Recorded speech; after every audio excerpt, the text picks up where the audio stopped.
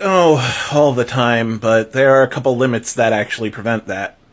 First of all, you kind of need startup capital for the web space. And, while you're actually doing it, you need to have the time to upload the content while still making enough money to survive yourself. And it usually takes several years for something like that to take off. And then, of course, comes the big question: what do I offer that other outlets don't offer? And I'd like to say that I'm offering what I'm offering here on TikTok, an insider look at the gaming industry, and basically a more, candid look at certain games without the pressure of having deadlines and, pressure from publishers, like influencing review scores. But honestly, that's not enough to really sell a new website. Honestly, the new way that a lot of these websites are getting made is they're doing Patreon. They market a particular type of coverage and they say, okay, if you want to see this coverage, if you want to make it a real thing, donate monthly.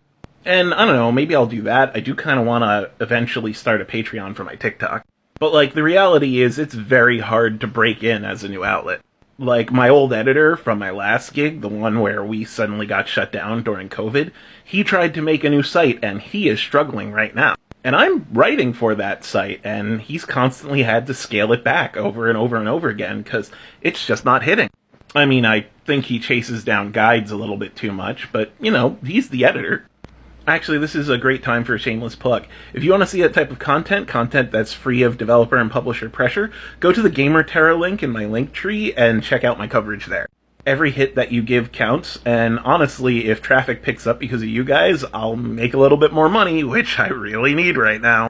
Honestly, I think that if I were to open my own outlet, I would want to get a lot of the people from TikTok to write for.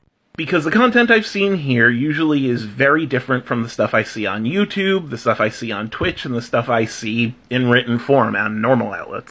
And converting that into a written form, possibly with links to the TikToks we make, I think could actually be a really big hit, a new way to actually do gaming media. But again, I would need a team and startup capital, and that's hard to come by, Being a games journalist doesn't really pay all that well. And I have some savings, but, I'm using that for myself as I try to pay off the hospital bills. But maybe one day, who knows? If anyone out there wants to make this a reality, get in touch with me. Maybe we can make this a project.